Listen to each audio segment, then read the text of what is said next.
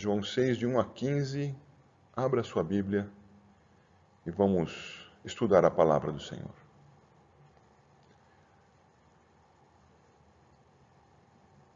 Com a Bíblia aberta, peço que você atente agora para a pregação. Nosso tema, Pão para a Páscoa. Pão para a Páscoa, na sua primeira parte, que seguirá ainda ao longo do capítulo 6. No capítulo 5 do Evangelho de João, aprendemos com o Senhor Jesus três coisas muito significativas. A primeira, aprendemos a respeito da sua soberania e poder para a salvação. A segunda, aprendemos sobre a sua unidade com o Pai em vários aspectos essenciais ao ser de Deus e ao ministério de salvação dos eleitos.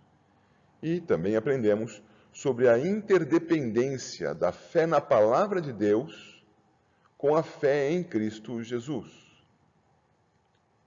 No capítulo 6, continuidade da narração do apóstolo João, nosso irmão, testemunho ocular dos eventos da encarnação e inspirado pelo Espírito Santo, fez um longo relato envolvendo os episódios de 2 dias consecutivos nos quais o Senhor Jesus ensinou, por palavras e ações, a respeito da sua posição central no antigo sacramento da Páscoa.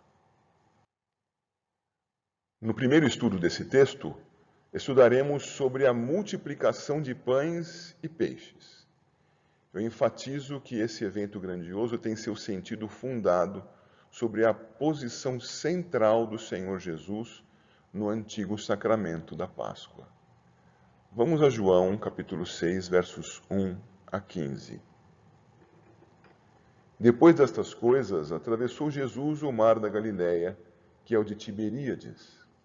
Seguia-o numerosa multidão, porque tinham visto os sinais que ele fazia na cura dos enfermos. Então subiu Jesus ao monte e assentou-se ali com os seus discípulos. Ora, a Páscoa, a festa dos judeus, estava próxima. Então Jesus, erguendo os olhos e vendo que grande multidão vinha ter com ele, disse a Filipe: Onde compraremos pães para lhes dar a comer? Mas dizia isto como para experimentá-lo, porque ele bem sabia o que estava para fazer. Respondeu-lhe Filipe: Não lhes bastariam 200 denários de pão para receber cada um o seu pedaço? Um dos seus discípulos, chamado André, irmão de Simão Pedro, informou a Jesus: Está aí um rapaz que tem 5 pães de cevada e 2 peixinhos. Mas isto que é para tanta gente? Disse Jesus: Fazei o povo assentar-se. Pois havia naquele lugar muita relva. Assentaram-se, pois, os homens em quase número de 5.000. Então Jesus tomou os pães e, tendo dado graças, distribuiu-os entre eles, e também igualmente os peixes, quanto queriam. E quando já estavam fartos, disse Jesus aos seus discípulos: Recolhei os pedaços que sobraram, para que nada se perca. Assim, pois, o fizeram e encheram 12 cestos de pedaços dos 5 pães de cevada, que sobraram aos que haviam comido. Vendo, pois, os homens o sinal que Jesus fizera, disseram: Este é verdadeiramente o profeta que devia vir ao mundo. Sabendo, pois, Jesus que estavam para vir com o intuito de arrebatá-lo para o proclamarem rei, retirou-se novamente, sozinho, para o monte. Pelo início do capítulo, de modo introdutório, nos versos 1 a 4, João apresenta a situação social, temporal, geográfica e teológica do Senhor. Ao dizer depois destas coisas, que está no versículo 1, João apontou para a existência de um intervalo de tempo com duração relativamente indefinida entre o final da narrativa no capítulo 5 e o início da narrativa do capítulo 6. Seria relativamente indefinida porque há outra menção à festa da Páscoa em João 2, de 13 a 15, deixando essa nova menção no capítulo 6, provavelmente para a festa no ano seguinte. Contudo, não se pode precisar quanto tempo teria transcorrido desde os eventos junto ao tanque de Betesda, em Jerusalém, como diz o capítulo 5, e estes narrados em uma nova localidade, isto é, junto ao mar da Galileia, como se vê aqui em João capítulo 6, verso 1, que vemos que ele estava junto ao mar da Galileia, que é o mar de Tiberíades. Além disso, o verso 4 indica a proximidade da época da Páscoa, vinculando a história narrada com esse tema tão significativo. Diz lá o verso 4, ora, a Páscoa, festa dos judeus, estava próxima. No aspecto social, o verso 2 indica que numerosa multidão seguia Jesus. Não há como dizer que fosse pouca gente, pois o verso 10 indica a presença de quase 5.000 homens. Não é exagero chegar a 10.000 pessoas por considerar a presença de mulheres e crianças entre os homens. Era muitíssima gente. E justificando a presença desse povo, João acrescentou, porque tinham visto os sinais que ele fazia na cura de enfermos. Para nós, detendo a atenção cuidadosamente sobre o texto, pode ser imediata a relação com as profecias do Antigo Testamento, como a de Isaías 61, quanto a curas e, pelo correr do texto, quanto à prosperidade alimentar. Mas não se pode afirmar o mesmo entendimento das pessoas que seguiam a Jesus. Aquelas pessoas possuíam conhecimento superficial das promessas, sabendo mais sobre o que haviam ouvido das bocas menos eruditas do que daquilo que haviam estudado atentamente. Uma vez que Jesus parecia ser o Messias de Israel, diante da situação de carência do povo, as pessoas o seguiam pensando na possibilidade de ele ser aquele que transformaria a sua situação social e política. O povo que sofre busca soluções para o seu padecimento do modo que melhor lhe pareça, e preferencialmente o mais rápido possível. Em nosso país, buscam-se os que acenam com soluções imediatas para a necessidade do povo. Quando este quer pão, não adianta oferecer justiça.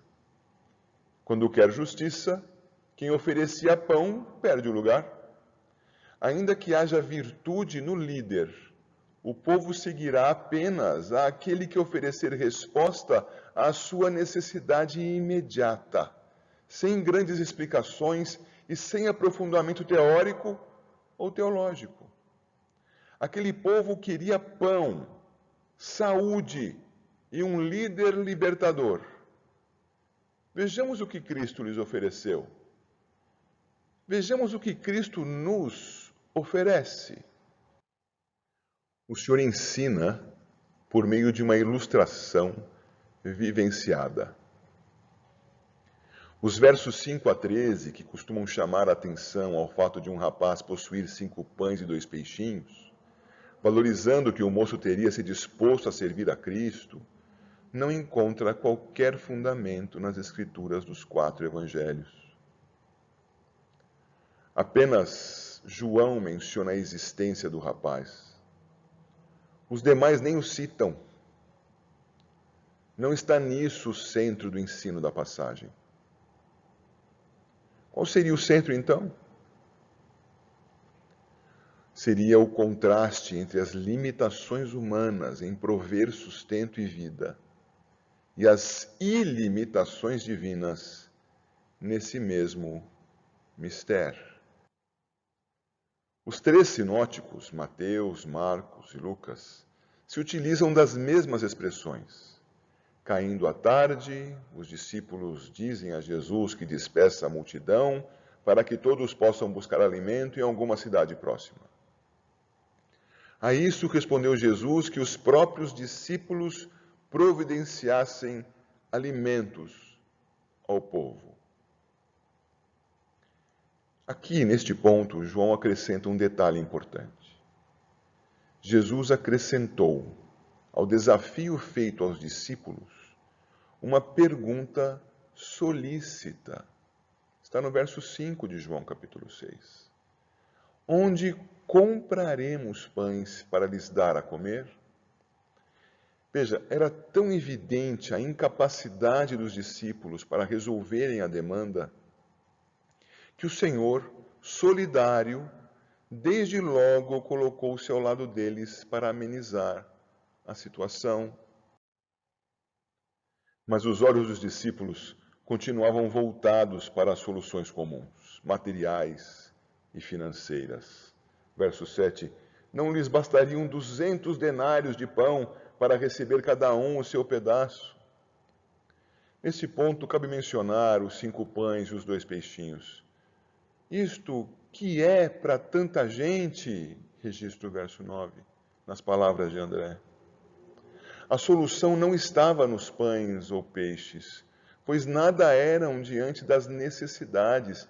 5 pães, 2 peixes para 10.000 pessoas. Mais ainda, se Cristo pôde produzir tanto pão desde aqueles poucos pedaços, pensar que ele nada faria se não houvessem encontrado o rapaz, me parece reduzir a competência daquele que se mostrou todo competente frente à necessidade ali. A competência do Senhor começa a ser exposta com a organização das pessoas. Ele organizou os discípulos e disse-lhes como organizar a multidão. Está no verso 10. Disse Jesus: fazei o povo assentar-se. E depois você percebe, por favor, no versículo 12, e quando já estavam fartos, disse Jesus aos discípulos: recolhei os pedaços que sobraram. Ele os organizava e fazia com que eles organizassem a multidão. A seguir, Jesus surpreendeu a todos. Agradeceu a Deus pela comida, que era tão pouca, e passou a distribuí-la, como registra o versículo 11. Simplesmente passou a distribuí-la.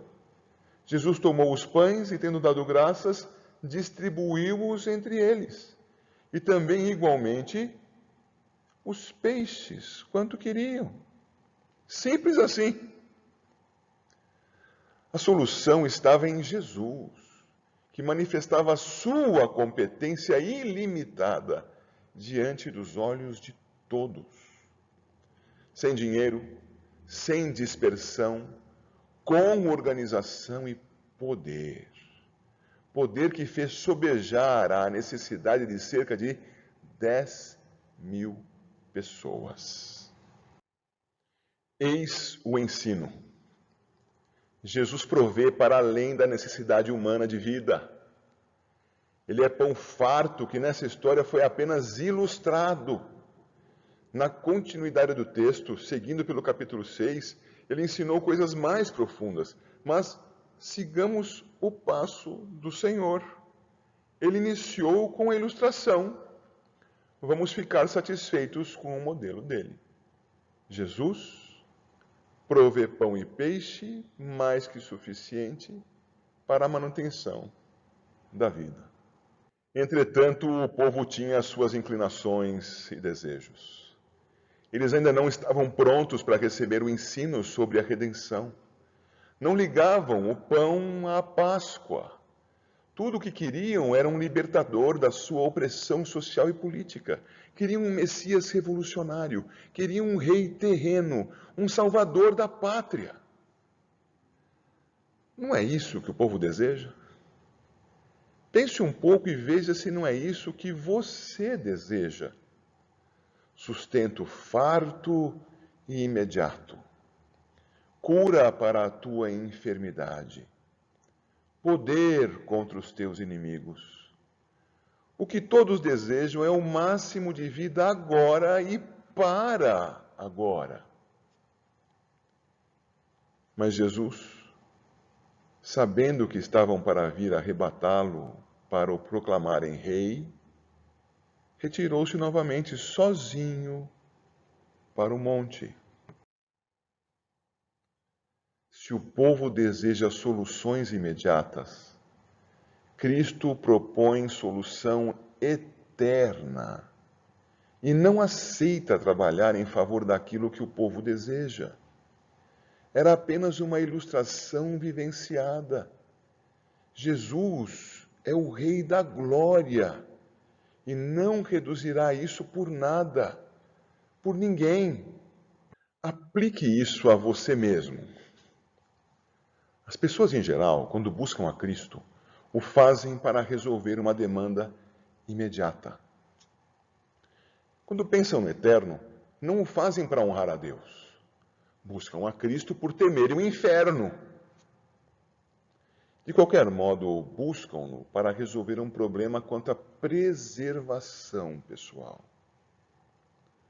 Poucos se dão conta dos próprios pecados e da necessidade de santidade e justiça para honrar a Deus. Poucos desejam seguir a Cristo apenas para ter comunhão com Ele e viver verdadeiramente. A comunhão com Cristo é vida. Poucos desejam a Cristo porque Ele é digno de ser adorado e servido. Qual é o seu caso? Lembre-se, Cristo dá vida aos que dele se alimentam, para que o reconheçam como o Rei eterno que ele é. O Rei da glória que se deu como Cordeiro Pascal em favor do seu povo. É assim que você crê nele? Para a glória dele ou apenas para o teu socorro? Cristo, pão para a Páscoa.